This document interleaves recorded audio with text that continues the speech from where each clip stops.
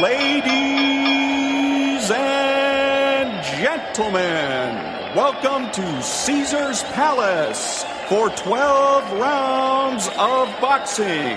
In the red corner, from Los Angeles, California, wearing the red trunks with the gold trim, weighing in at 125 pounds, the lightweight champion of the world, Danny Little Red Lopez. Well, Bill, our winners get a home theater receiver.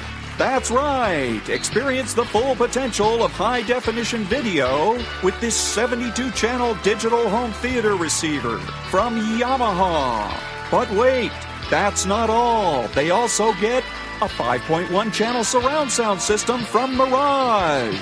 With 5 palm-sized speakers and a compact subwoofer cube, the MX 5.1 brings you huge immersive sound with Mirage's omnipolar technology. All from the Spiegel catalog, Chicago, Illinois, 60609. And they're taking closer order as down the stretch they come. Mr. Hot Stuff has 3 lengths to make up with chocolate candy last. On the rail, take the points behind that gallant son with chocolate candy gaining on the outside. In the lead is Pioneer of the Nile being tackled by chocolate candy. They're neck and neck as they come to the wire.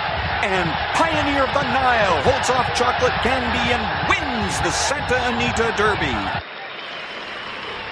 And now, on your feet, time to greet holder of 14 NBA titles, your home team, your Los Angeles Lakers.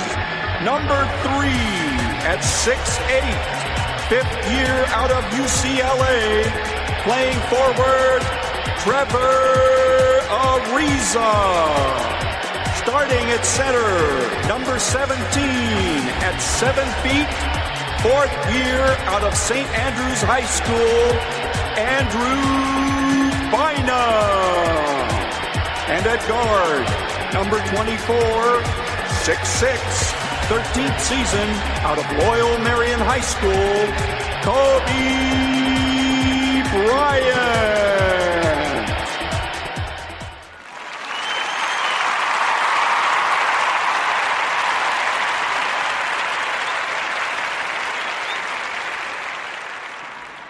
I was Miss China 2013 when I was 24. Now I got older. I'm Miss Chinatown.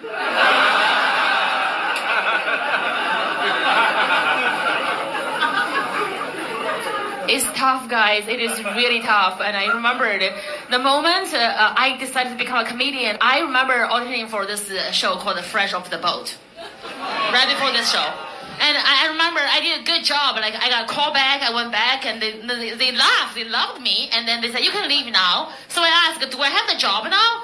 They said, "Hell no." I was like, "What's wrong with me?" They go, "Oh, your accent is too much." So I asked for Fresh Off the Boat.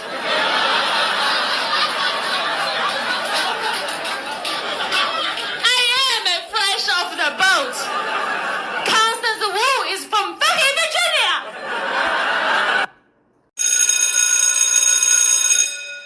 Good morning. It's Tuesday, Trump Tuesday, September the 23rd, and this is The True Conservative.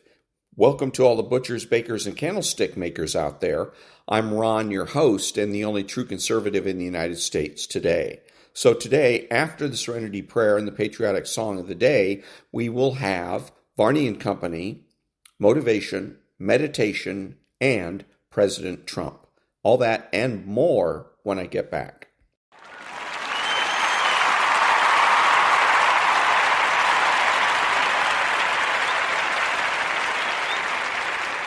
God, grant me the serenity to accept the things I should not change, the courage to change the things I should, and the wisdom to know the difference. Amen.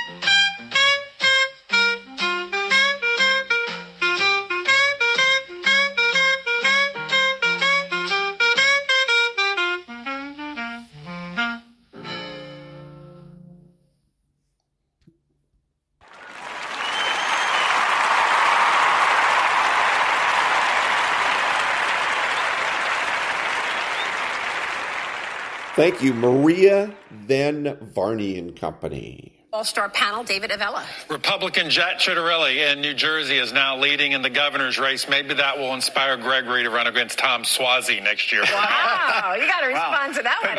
Putting me right on the spot there. Yeah. Look, we remain constructive on this economy. We see the employment market shifting to the extent that we can get rate cuts at the same time that we've got great policy coming out of Washington. I think it's a good environment going forward. I'm wondering if we get a capital gains tax cut as well in a second reconciliation package. We'll see about that. That would be a very strong fourth quarter. Guys, it's been a great conversation this morning. Thank you. David, Gregory, great to see you both. Yep. Have a great day, everybody. We'll see you again tomorrow. Stay with us. Stu, take it away on Varney and Company. Stu. All right. Good morning, Maria. Good morning, everyone. Today, President Trump is at the United Nations in New York. He will give a major speech to the General Assembly. It will be contentious. Several allies have defied American policy and endorsed Palestinian statehood. He will outline his own plan for Gaza.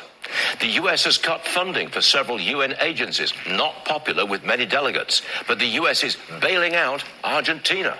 Our president will meet with their leader today. The speech begins shortly. We'll bring you the headlines as they come into us. Stephen Myron, President Trump's man on the Federal Reserve Board, has laid out his case for sharply lower interest rates. Not sure how much influence he has. Fed Chair Jay Powell speaks later today. To the markets, we've seen a solid stock market rally this year, 7 record highs for the Dow. It's 28 for the S&P, 29 for the Nasdaq. This morning, we've got a mixed picture, not that much price change. Dow up 40, Nasdaq up 3, the S&P down a tiny fraction. Bitcoin, the quote there is 112.9. Little change for the 10-year Treasury yield. It is still well above 4%. You're now at 4.14. The 2-year actually hit 360 earlier, and that's where it is now, 360. Look at gold. $3,816 an ounce, up $40 today, another new high. On the show today, well, it's easy to dismiss Zohar Mamdani's campaign for New York mayor. His socialism won't work, and his anti-Semitism should have no place here or anywhere. But his theme of affordability is catching on. With the cost of electricity, healthcare, rent, they're moving up. Affordability is popular, and it's attracting moderate Democrats. Could be that affordability will be a theme for the whole party in next year's midterms.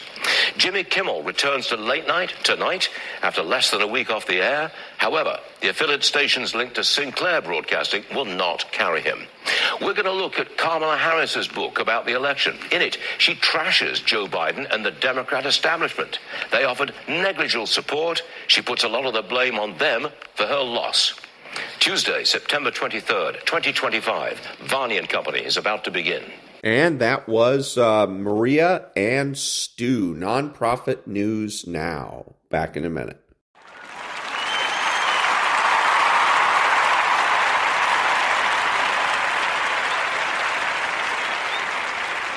Thank you. Here is the last paragraph or so from an article in The American Thinker.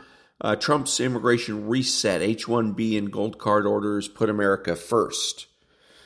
By making H-1Bs prohibitively expensive each year, he, Donald Trump, fights wage suppression, encourages Americans to pursue STEM fields, and addresses national security concerns. Simultaneously, the gold card provides a practical revenue-generating pathway for the world's most talented entrepreneurs and investors to come to America legally. This is what immigration policy should be: tough, fair, and unapologetically MAGA pro-American. And this was from an article written by Brian C. Jundep, MD. So why should Democrats support the president's immigration policy? Simple, one word: money. Everything you Democrats want costs money. They're big, big ticket items. You want single-payer health care. That's not going to come cheap. That's going to probably be trillions of dollars a year. We need every single nickel that we can get if we're going to have your single-payer health care. Climate change, fighting climate change, reducing the amount of carbon dioxide or mitigating carbon dioxide damage is also extremely expensive. Housing the homeless is also very, very expensive. All of those things are big ticket items for you guys on the Democrat Party. That's why you should be supporting Donald Trump's efforts to get get things under control vis-a-vis immigration, whether it's H-1B or sending illegal immigrants home. It's all about saving money, and in the case of the gold card, bringing in more revenue so that we can deal with these issues, and especially for Democrats. Someday again, Democrats, unless they destroy themselves in the next few years, are going to be back in power again. There's going to be a Democrat administration, and that Democratic administration is going to be expected to accomplish things. They're going to be expected to do single-payer health care, etc., and they're going to want the money to do that. Back in a minute.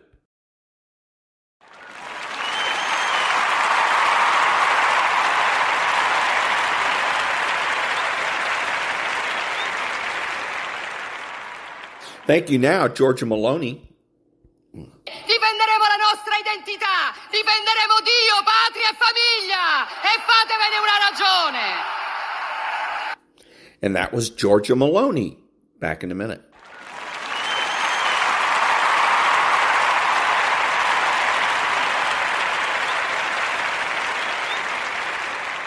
Thank you. Now a little bit of motivation.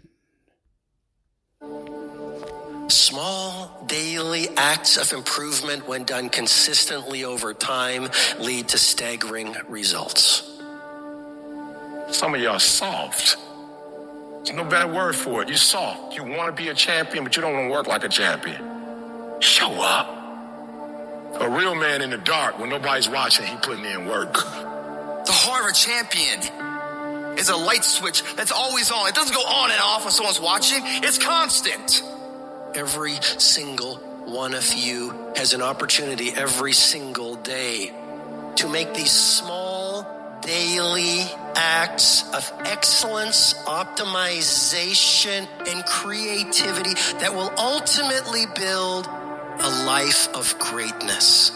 How do you build a great company? It's not by revolution, it's by evolution. How do you build a legendary life? It's about what you do every single day with utter consistency that over time creates mastery. If you go to the gym and you work out and you come back and you look in the mirror, you will see nothing. And if you go to the gym the next day and you come back and you look in the mirror, you will see nothing. So clearly there's no results, can't be measured, it must not be effective. So we quit. Or if you fundamentally believe that this is the right course of action and you stick with it, I'm not exactly sure what day, but I know you'll start getting into shape. You will never pick up any momentum because you keep doing something different every single day. You have to find a routine and stick with it. If you hit a tree 1,000 times in 1,000 different spots, there's no guarantee it's going to fall. But if you hit a tree 1,000 times in that same exact spot, it's going to come to the ground. Your problem is you did hit it 1,000 times, but in 1,000 different places. Stop trying to be deep. I need you to do the exact same thing every single day for the next 10, 15, 20 years and watch that tree come down. Every single day, stick with it. Don't rush the process. Trust the process. Don't rush the process. Trust the process. Don't rush the process. Trust the process. Get that one thing you're good at. Get that one thing you're passionate at and stick with it. Stop starting and stopping and starting and stopping and starting and stopping. If you master one thing, if you get there, I'm telling you, you can have what you want. You can screw it up. You can skip a day or two. Yeah, out of 365 days, you're going to have a bad day or two. But I'm trying to tell you, the strength is in the routine. What are you supposed to do when you fall off the path like that? What action should you take? Should you sit there and dwell and think about it forever? No. When you fall off the path, what you do is you get right back on the path. The path of responsibility, hard work, and sacrifice. The path of discipline, humility, and ownership that ultimately leads to freedom. You think things are going to just go your way? Well, they're not going to just go your way. You think things are going to just happen for you? Well, they're not just going to happen for you. You got to make them happen. You do whatever it takes You have to eat the dream. You have to sleep the dream. You have to dream the dream. You have to see it when nobody else sees it. You have to feel it when it's not tangible. You have to believe it when you cannot see it. You've got to be possessed with the dream. And every single day, you've got to wake up and put forth effort. And your grind has to match your dream. You can't play as much as you used to play. You can't go where you used to go. You can't do what you used to do. And now you got to push your grind up to match your dream. I need you to pick your grind up. I need you to pick your grind up. There's nothing wrong with your dream. You have a great dream, but your grind does not affect your dream. You got to build that momentum. Sometimes it ain't about being the most talented. Sometimes it ain't about being the smartest. Sometimes it's not even about working the hardest. Sometimes it's about consistency. Just keep doing it and keep doing it. You keep doing it and never stop. You never give up and never quit. Day after day, play after play, second after second. When you get to a place where you work and you take your work serious and you put some consistency with your work, when you put so much time in, so much effort in, that what happens is your work starts to work for you. The effort that you put forth, the things that you do, because of the work you put in, things just start happening for you. It doesn't matter what everybody else is doing. Stay predictable. Stay consistent. And when you embrace the grind will reward you. The process of getting better and becoming the best at what it is that you do is painful. It's excruciating. It's hard. It's uncomfortable. And there's a reason why there is the phrase growing pains. Losers want to be coddled. They want to be comfortable. Winners want to be pushed and put through the pain because they know that going through that pain is going to produce the best possible product in themselves. So which one of these people are you? Are your feelings so delicate and so sensitive that you're going to let you getting your little delicate feelings hurt get in the way of becoming what it is you wish to become? Or do you say, you know what, my ego. There's no pain, there's no f***ing gain. Which one of those people are you? Because I can tell you one is going to always be average and one is going to always end up being elite. In order to get a breakthrough, no breaks. You gotta grind. You gotta go through setbacks and disappointments. You gotta go through it. So it's not gonna be easy. But I'd rather take my breakthrough than to take a break. I need you to power through it. I need you to pray through it. I need you to encourage yourself through it. I need you to do whatever it takes. Because if you don't take a break, I promise you, your breakthrough is coming. And that was a little bit of motivation. Back in a minute.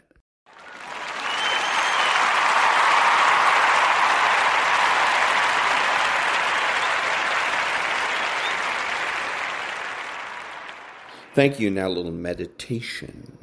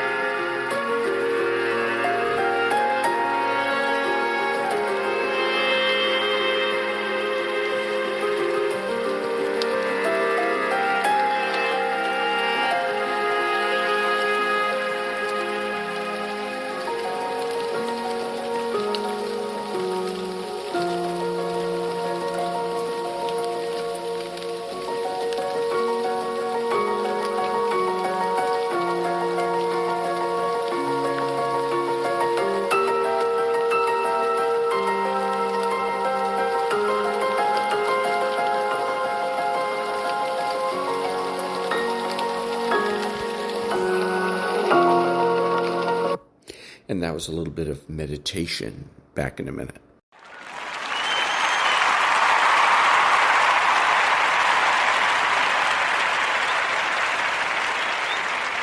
Thank you. Now, Donald Trump. Not only is the UN not solving the problems it should, too often, it's actually creating new problems for us to solve. The best example is the number one political issue of our time, the crisis of uncontrolled migration. It's uncontrolled. Your countries are being ruined. The United Nations is funding an assault on Western countries and their borders. In 2024, the UN budgeted $372 million in cash assistance to support an estimated 624,000 migrants journeying into the United States. Think of that. The UN is supporting people that are illegally coming into the United States, and then we have to get them out. The UN also provided food, shelter, transportation, and debit cards to illegal aliens. Can you believe that? On the way to infiltrate our southern border. Millions of people came through that southern border. Just a year ago, millions and millions of people were pouring in, 25 million altogether over the 4 years of the incompetent Biden administration. And now we have it stopped, totally stopped. In fact, they're not even coming anymore because they know they can't get through. But what took place is totally unacceptable. The UN is supposed to stop invasions, not create them and not finance them.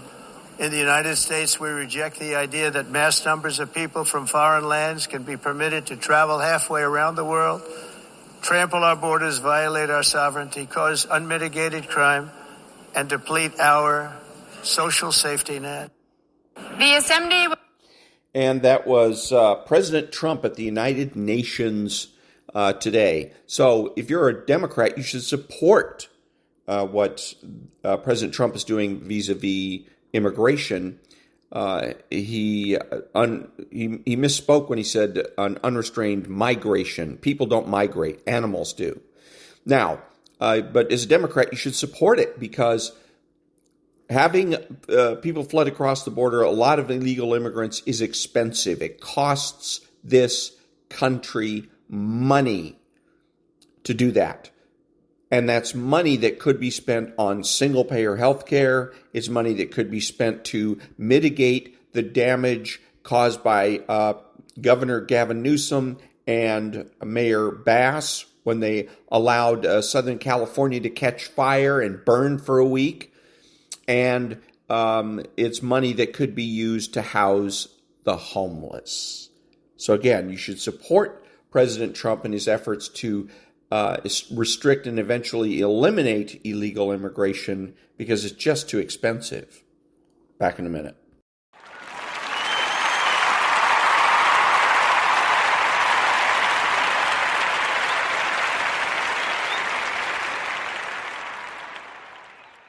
Thank you. Now, Jimmy Failla.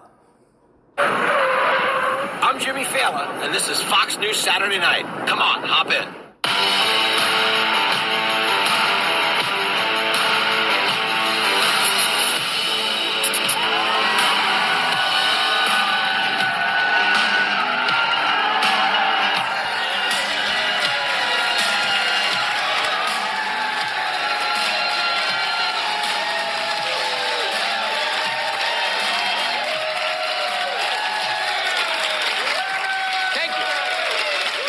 So much for coming out. I really don't know what to say, because back when they gave me this show, my only goal was to last longer than Jimmy Kimmel.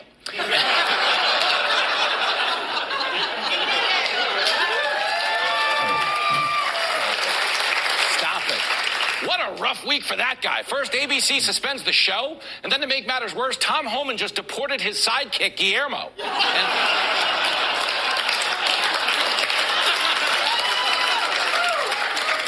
Welcome to Fox News Saturday Night. That's what I was saying. That's what I was saying. That's what I was saying. That's what I meant to say. That's what I meant to say. Yo, it is ladies' night on the show. Check it out. We got Emily Compagno, Tommy Lahren, and Katrina Campins in the house tonight. How's that? Bam. Bam. Brian Kilmeade also here, and while he is not a woman, okay, that's fine, because neither are any of the hookers in Times Square. I mean, just a friendly reminder to any out-of-towners in the audience, okay? You're down in, like, Miami, and a hooker approaches you. She's like, hey, baby, you want to go on a date? But in Times Square, it's like, do you like surprises?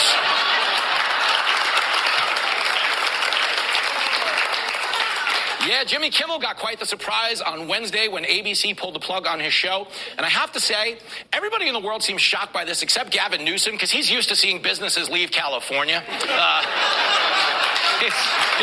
He's like, another day, another U-Haul, you know? But I'm not here to celebrate some guy getting fired out in Los Angeles. Like, for real, my only connection to that city is that I totally look like the coach of the Rams if he let himself go. Take a look.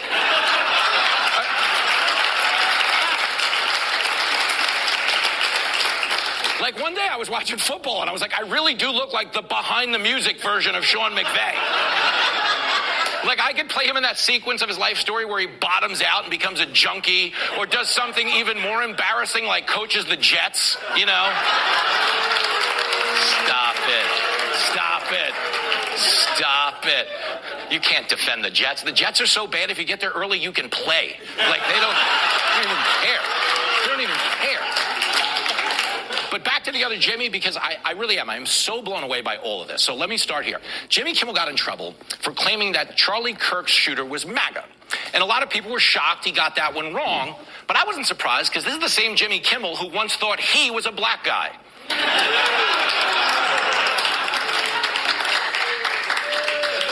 And that's where I start, okay? Because that's Kimmel pretending to be Karl Malone.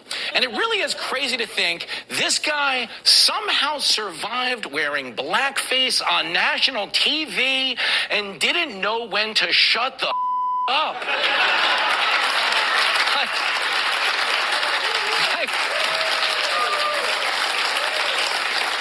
Dude, you got away with wearing blackface.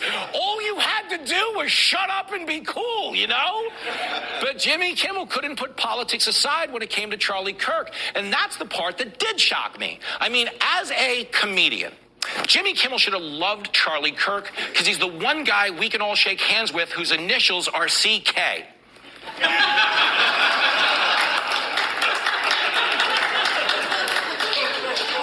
Stop it, Jimmy. Louis C.K. got in trouble for celebrating Palm Sunday in the green room. And he is a great comic, but his live act is like SeaWorld, because they make you wear a poncho in the front row. It's crazy. Stop it. Stick. There it is. Whoa. I have a couple of his opening acts here. Why are you guys...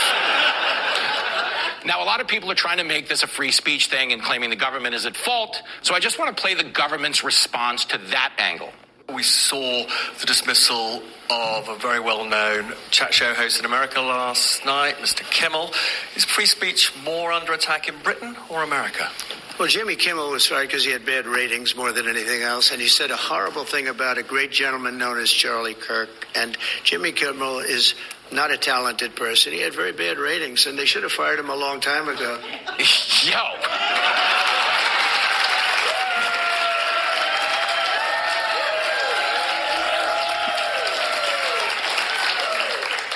You know how they say if you ever want to know what you look like, have someone set you up on a blind date? Because whoever shows up, that's how hot you are to other people, you know? If you ever want to know what people think of you, ask Donald Trump. That dude does not hold back. Even when it comes to someone getting yanked off the air, he is not holding back. And of course, no conversation about getting yanked off would be complete without this guy. And,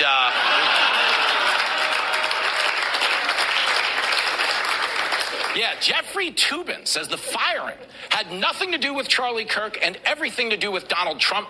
I tell Toobin to get a grip, but I'm pretty sure he already has one, you know.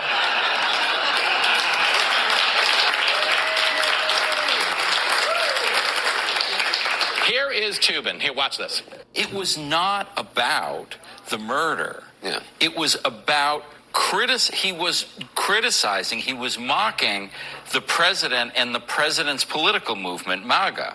So what we have here is the administration cracking down on someone for criticizing them, which is much worse than the government cracking down for some sort of offensive conduct relating to good taste. And let's face it, if anybody knows about offensive conduct related to good taste, it's the guy who watched Naughty Nurses 9 in front of his coworkers. Yeah, they put the hoe in HMO, you know.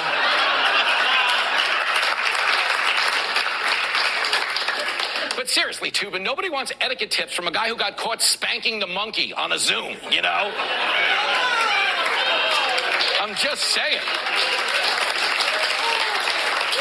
Like, how do people keep talking? And everybody's shocked that Tubin got his job back. But the truth is, CNN's actually pretty broke right now, so it helps to have a legal analyst who gets paid in hand cream. And,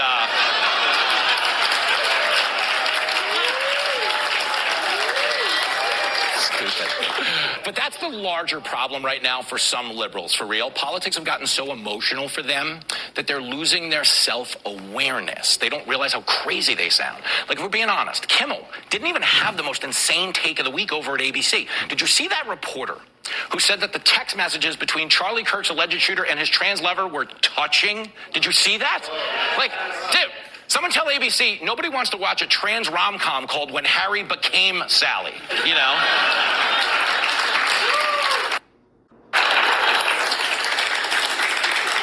And we definitely don't want to see an Annie Hall remake called Annie's Balls. You know what I mean? I'm just saying.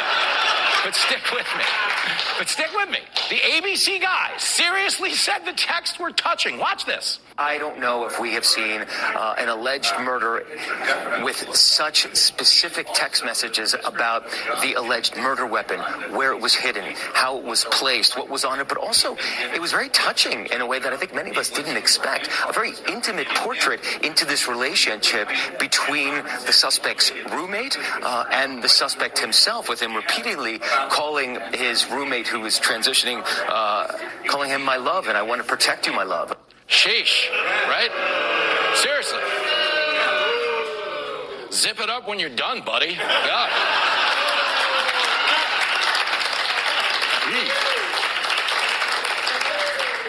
Now, in this guy's defense, he did apologize after his comments went viral for all the wrong reasons. But for anybody still confused, there is nothing touching about a murderer's text message. Touching is a phrase that's reserved for very specific moments you'll never forget. Like the first time your child tells you they love you, touching. Or you'll also hear a lot about touching if you're a female staffer for this guy.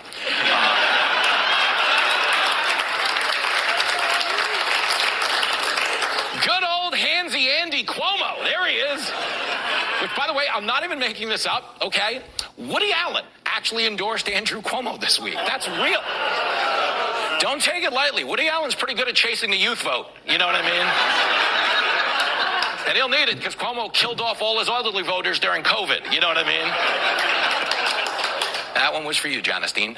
But here is Woody Allen.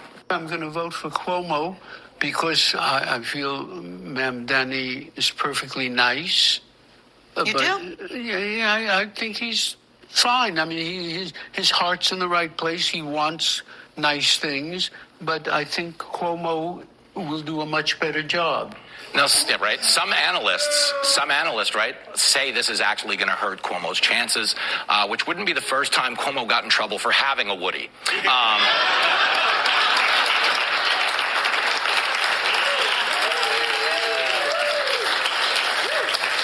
Stop it. Of course, the guy who won the biggest election of them all is Donald Trump, and he had a hell of a week that started with him blowing up another drug boat in the ocean. Here it is. Boom! Boom! Bam! What's amazing is if you look closely at the boat, you can actually see the box that contains the Epstein files right on it. Just bam! There they went. Gone. By the way, I was telling Jesse Waters on his show the other night that we are going through such a major about-face in this country right now. Think about it. The last president had a crackhead son sitting in cabinet meetings. This president is blowing up all the crack dealers, you know? Seriously, crazy. But every time a drug boat sets sail to America, Trump celebrates Cinco de Mayo.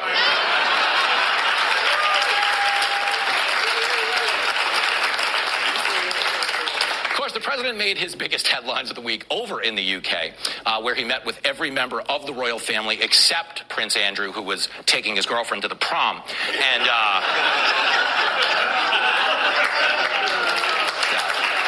come on, that is not true. They don't have proms in middle school. Stop it. Stop it, Jimmy. Now you're just piling on. Come on. But there was some actual drama to this visit, because on the way over there, a Spirit Airlines flight got too close to Air Force One, and the air traffic controllers had to yell at the pilot to pay attention. That's real. And I mean, in the pilot's defense, knowing Spirit, he was probably breaking up a fist fight. You know what I mean? But here is the exchange. Watch this. Spirit Wings 1300, turn 20 degrees right immediately. Pay attention.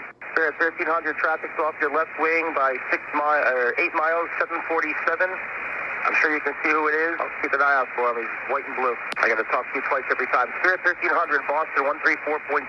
Pay attention. Get off the iPad. Yo!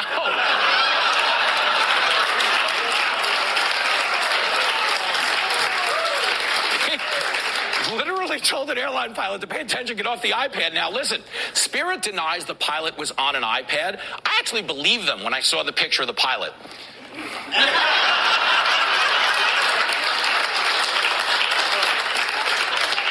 Stop it. Stevie Wonder was not flying the plane, Jimmy. But once Air Force One landed, they absolutely did roll out the red carpet for our president. Watch this display.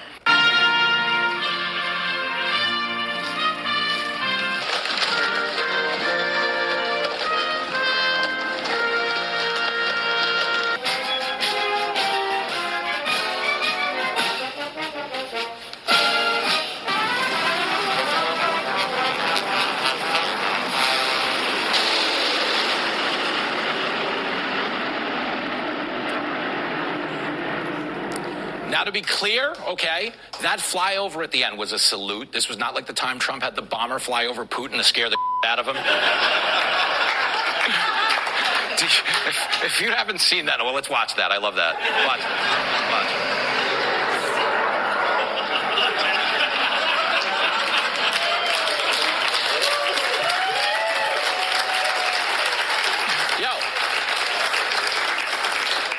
I haven't seen Putin that worried since Kamala said she was going to quit drinking Russian vodka.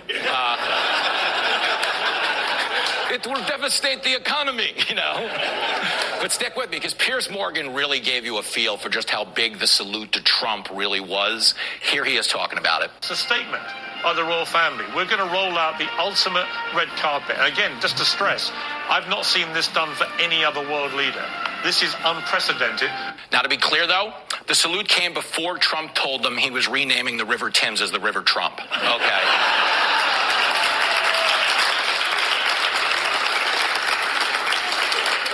And he hadn't yet announced that Big Ben was now called Huge Ben. Okay. This is before that, so they didn't know. But make no mistake about this, okay? The Brits and Piers Morgan specifically do not roll out the red carpet for every American they see. Watch. I think you're being a complete if I'm honest with you. Just told Don Lemon he's being a complete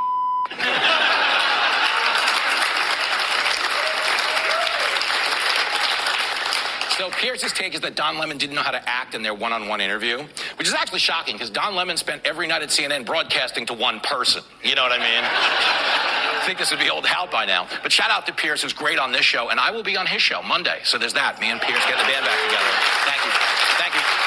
But it was not just the president who made international headlines. Check out First Lady Melania Trump doing a joint event with Kate Middleton. Look at these two just walking around.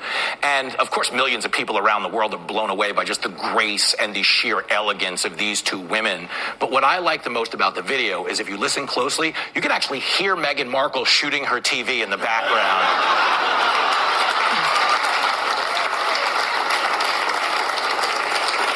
That should have been me, Harry!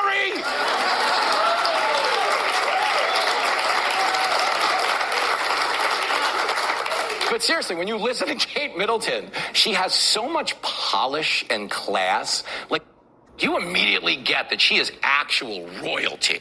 Like, Meghan Markle's only shot of wearing the crown is if she celebrates a birthday at Burger King, you know?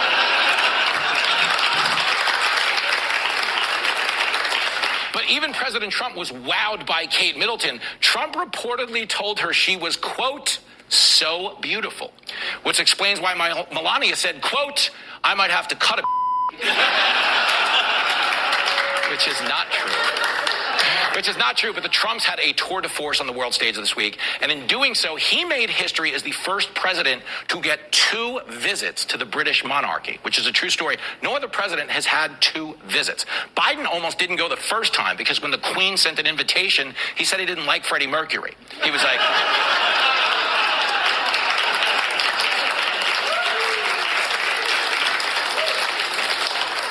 He's like, we won the war. Why are they the champions? I don't get it. I don't get it. And let's face it, Joe doesn't want to ride his bicycle. Let's be honest. We've seen that video. But back here in America, the Trumps had a crazy story down in Mar-a-Lago where a woman was arrested for trying to break into the president's home. And she told the Secret Service she was married to Trump. That's what she told them. Now, it's very subtle. But see if you can spot the difference between her and Melania. Take a look.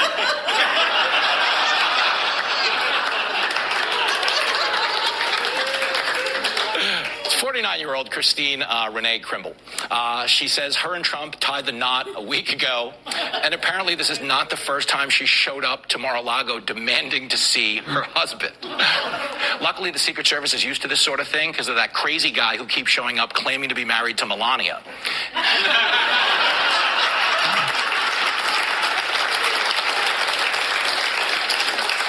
There we are, a supermodel and an Ozempic model right there. I'm obviously kidding. She's not an Ozempic. Stop it. As for the president's pretend wife, the bad news is cops say she is unemployed. The good news is ABC's hiring a late night host. So there you go. There you go.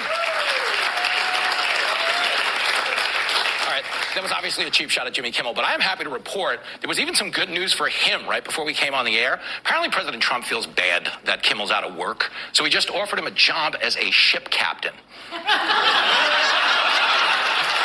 it is! Folks! Tommy Lahren, Emily Campagna, Katrina Campbell, and Brian Kilmeade are all coming up to get nuts. Let's go. And that was Jimmy Failla. And I really like him because I just happened to run across his show on Saturday night, 7 o'clock, and I was listening to this monologue, and I thought it's perfect. It's absolutely perfect. This is what Sean Hannity and all the other conservative talk show hosts should be doing, because he is mocking and ridiculing the Democrats that so badly need to be mocked and ridiculed. It's much more. It's much more uplifting. It's much better in terms of morale to listen to him than to listen to Sean Hannity whining and complaining. Back in a minute.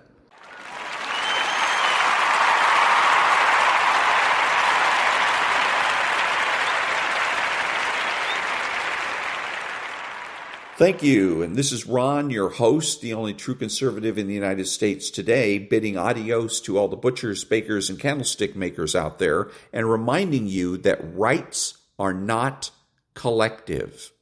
They are joint and several.